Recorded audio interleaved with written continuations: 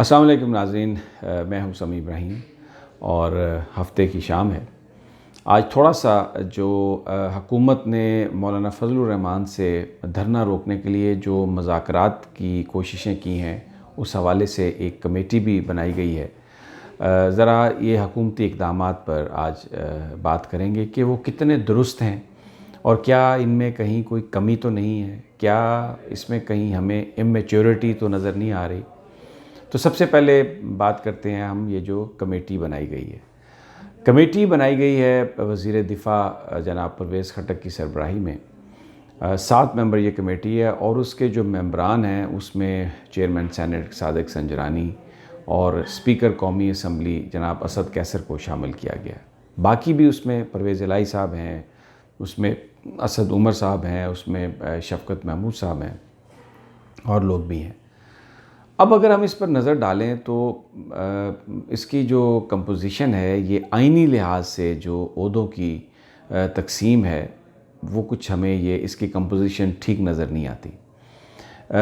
Chairman senate जो हैं पाकिस्तानी आइन में बालिहाज़ ओहदा वो दूसरे नंबर पर आते हैं। अगर सदर पाकिस्तान मुल्क से बाहर हों या खुदा न खास्ता इनकैपेसिटेट हो जाएं तो फिर सेनेट का चेयरमैन सदर बनता है और वो सेनेट एक हाउस है जिसके वो कस्टोडियन हैं और वहाँ पर वज़रा जो हैं वो उनको जवाबदेह हैं।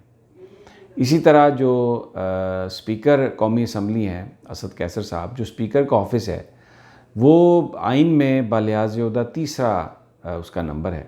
अगर सदर ना हो और सेनेट के चेयरमैन भी ना हो तो फिर सदर जो हैं वो स्पीकर बनते हैं। तो अब ये जो दो बड़े ओहदे हैं सेनेट चेयरमैन और कौमी असम्बली स्पीकर, इनको आप किस तरह एक वफाकी वज़ीर के अंडर किसी कमेटी में रख सकते हैं, जबकि ये वज़ीर इन हाउसेस में चेयरमैन सेनेट को जवाबदेह हैं, स्पीकर कौमी असम्बली को जवाबदेह हैं। तो ये जो कंपोजिशन बनाई गई है, अब देखें इसमें प्राइम मिनिस्टर इमरान खान ने इख्तियार दे दिया जनाब परवेज़ खटक साहब को। तो परवेज़ खटक साहब भी एक बड़े संजीदा और बड़े जहांदीद आदमी हैं। उनको चाहिए था कि वो कमेटी में इन लोगों को शामिल करते वक्त इस बात का ख्याल रखते। और फिर दूसरी बात यह है कि अगर गवर्नमेंट के साथ कोई मुज़ाकरात करने हैं अपोजिशन ने, तो चेयरमैन सेनेट तो हुकूमत का हिस्सा नहीं है, स्पीकर कौमी असम्बली भी गवर्नमेंट का हिस्सा नहीं है, तो वो किस तरह किसी बात की गारंटी दे सकेंगे। अब आप देखें कि जो इसमें लॉ एंड ऑर्डर की सिचुएशन होनी थी, तो उसके लिए तो आपको चाहिए था कि आप वज़ीर दाखिला को इस कमेटी में शामिल करते। असद उमर साहब बड़े लायक आदमी हैं, बड़े अच्छे आदमी हैं, लेकिन वो मौलाना फजलुर रहमान से नेगोशिएशन वो क्या करेंगे? उनको क्या इस हवाले से उनके पास तजुर्बा है या उनके पास स्किल्स हैं?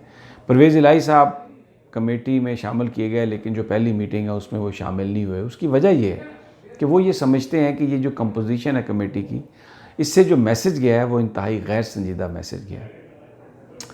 अब एक और बात जिसको मद्देनज़र रखना चाहिए था, अगर हम देखें तो वो नहीं उसको रखा गया सामने कि ऐसे लोग मौजूद हैं इमरान खान साहब के पास जो ये काम कर सकते थे। मसलन चौधरी शुजात सेहतियाब होकर वापस आ चुके हैं, वो हलीफ हैं मुस्लिम लीग काफ हुकूमत की, इत्तेहादी जमात है और मौलाना फजलुर रहमान के साथ उनके बड़े अच्छे ताल्लुकात हैं। जब मुस्लिम लीग काफ की आज वो साबिक वज़ीर आज़म भी रहे हैं केयर टेकर, तो मौलाना फजलुर रहमान साहब को लीडर ऑफ द अपोजिशन बनवाने में उनका बड़ा उस वक्त हाथ था परवेज़ मुशर्रफ के साथ। फिर इसके साथ साथ चौधरी शुजात को अगर हम देखते हैं तो उनके मुस्लिम लीग नून के साथ भी अभी बहुत अच्छे ताल्लुकात इस्टेब्लिश हुए हैं। जब वो बीमार थे तो शहबाज शरीफ साहब ने पहले उनके बेटे से फ़ोन पर बात की, फिर उसके बाद ख़ुद चौधरी शुजात से बात की और नवाज़ शरीफ साहब की तरफ से भी पैगाम दिया। तो फिर अहमद मियाँ सोमरो सिंध से बड़े सीनियर सियासतदान, वो भी काबीना के मेंबर हैं।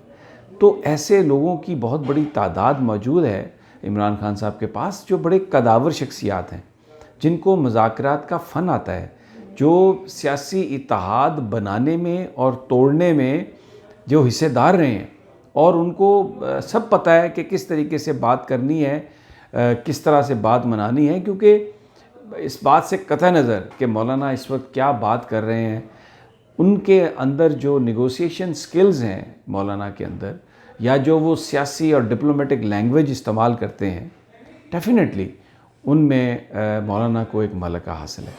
तो ये अगर हम कमेटी की कंपोजिशन को देखें इस लिहाज से, तो मैं समझने से कासिर हूँ कि ये क्या जहन में था।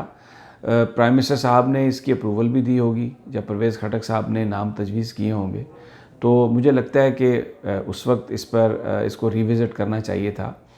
और कुछ नहीं तो मैं ये तवक्को करता था कि परवेज़ खटक साहब एक बहुत सीनियर आदमी है, वो ख़ुद प्राइम मिनिस्टर को ये सजेस्ट करते कि मुझे आप इस कमेटी का हेड ना बनाएं, और चेयरमैन सेनेट या स्पीकर कौमी असम्बली को हेड बना देते हैं अगर उनको रखना है साथ।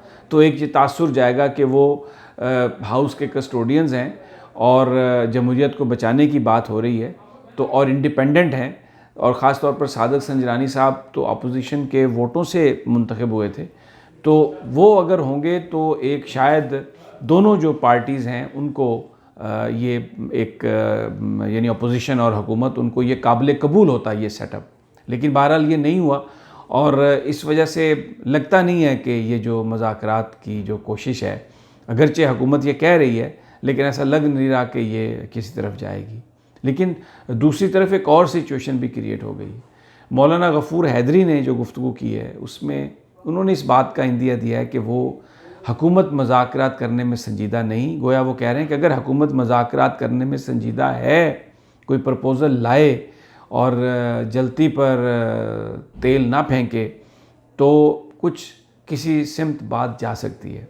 लेकिन मुस्लिम लीग नून के एहसन इकबाल साहब ने जो बात कही है, उन्होंने ये कहा है कि बिल्कुल हम हुकूमत से किसी तरह का भी कोई मुज़ाकरात नहीं कर सकते, इसलिए कि ये हुकूमत जो ये वो है जो बगल में छुरी और मुंह में राम राम, तो उन्होंने तो इसको बिल्कुल रूल आउट कर दिया। अब JUIF जो है वो शायद मुज़ाकरात के लिए हमें तैयार नज़र आ रही है, या इंदिया दे रही है कि वो बात करने के लिए तैयार है, जबकि मुस्लिम लीग नून ने वाज़े तौर पे कह दिया कि वो कोई मुज़ाकरात नहीं करेंगे। हुकूमत के लिए जो एक बात बड़ी तकलीफ़ का बायस बन सकती है वो ये है कि अभी तक जो ब्यूरोक्रेसी है ख़ास तौर पर पंजाब में, वो वही लोग हैं ज़्यादातर और अहम ओहदों पर फाइज हैं जो शहबाज शरीफ साहब के ज़माने में थे। सिर्फ आप फवाद हसन फवाद और आहद चीमा इन दो बंदों को निकाल दें, इनके अलावा बाकी सारी जो ब्यूरोक्रेसी है वो वहीं पर जमी हुई है। और अब जब सिचुएशन आएगी, ये धरने के नज़दीक बात आएगी, जलसे जुलूसों की बात आएगी, तो एक फ़ियर है कि ये ब्यूरोक्रेट्स वही काम करेंगे जिससे हुकूमत एम्बैरस होगी, जिसका खमियाजा हुकूमत को भरना पड़ेगा।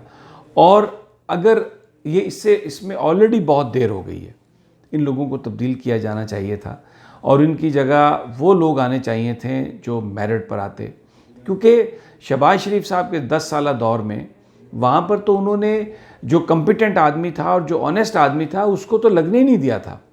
ये तो बड़े जो जूनियर लोग थे उनको उन्होंने वो रखा हुआ था अपग्रेड करके, यानी मुस्तकिल ग्रेड नहीं उनको दिए हुए थे। मसलन अगर कोई बंदा 18वें ग्रेड में है तो 20वें ग्रेड में उसको टेम्परेरी लगाया हुआ था और उसको इजाफी चार्ज दे के उससे काम करवाते रहे। तो वो एक उन्होंने अपने लॉयल ब्यूरोक्रेट्स की एक बहुत बड़ी लॉट जो थी वो बना ली थी और वो हुकूमत करती रही। अब जब ये PTI की गवर्नमेंट आई तो इन्होंने इस नुक्ता नज़र के इस नज़रिए को अपनाया एक्सक्यूज़ मी, कि जो गवर्नमेंट है, जो ब्यूरोक्रेट्स हैं, ये सरकार के मुलाजम है, इसलिए आप इस हवाले से ये डिस्क्रिमिनेशन ना करें कि माजी में कौन था और अब क्या है। तो बहुत सारे लोग अपने उन्हीं तल्लुकात की वजह से उनको उन्होंने वहीं पर लगा दिया, उन्हीं जगहों पे। तो 70% ब्यूरोक्रेट्स वही हैं, DPOs भी वही हैं, पुलिस में भी वही लोग हैं, डिस्ट्रिक्ट मैनेजमेंट में भी वही लोग हैं, सेक्रेटेरिएट भरा हुआ है ऐसे लोगों से जो जूनियर होने के बावजूद शहबाज शरीफ साहब के ज़माने में अहम ओहदों पर काम करते रहे और अब भी वहाँ पर वो हैं। ये वो लोग हैं जो अब जब ये 31 अक्टूबर आएगा, 28 अक्टूबर होगा, जब एक सिचुएशन होगी तो उसमें ये हुकूमत के लिए एम्बैरसमेंट का बायस बन सकते हैं। बट जैसे कहते हैं ना कि it is never too late, अब भी वक्त है कि छांटी कर दी जाए और ऐसे लोगों से जान छुड़ा ली जाए क्योंकि अगर ये लोग मौजूद रहे तो ये हुकूमत के लिए उस दिन बहुत सुबकी का बायस बनेंगे, बड़ी परेशानी का बायस बनेंगे क्योंकि इनकी जो लॉयल्टीज़ हैं वो क्वेश्चन तलब हैं, वो उन पर एक सवालिया निशान है। तो नाज़रीन, इंशाल्लाह अगली वीडियो में मज़ीद हम अपडेट्स, इंपॉर्टेंट इन्फॉर्मेशन आपको देंगे।